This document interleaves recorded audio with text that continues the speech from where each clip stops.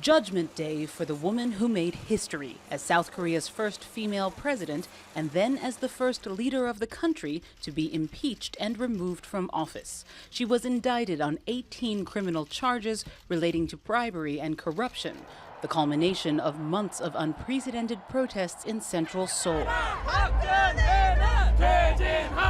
Public outrage had replaced the hope that many South Koreans felt when in 2013 they elected the daughter of a former president, Park Geun-hye.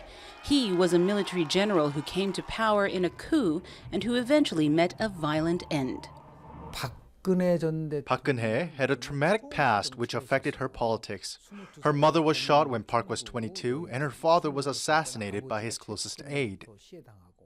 Around that time in the 1970s, Park befriended Chae Sun-sil.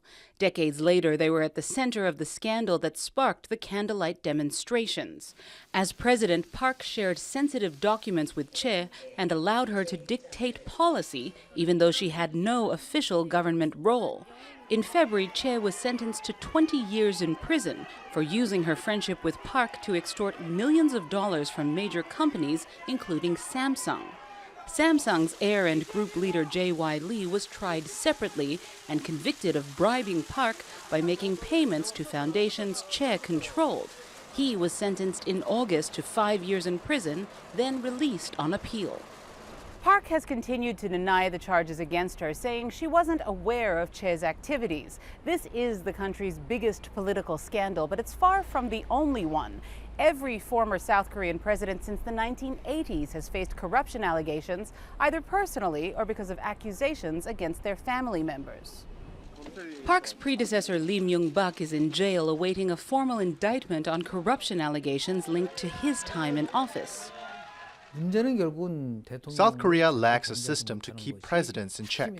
We are seeing a lot of discussion around constitutional reform to manage the so-called imperial presidency.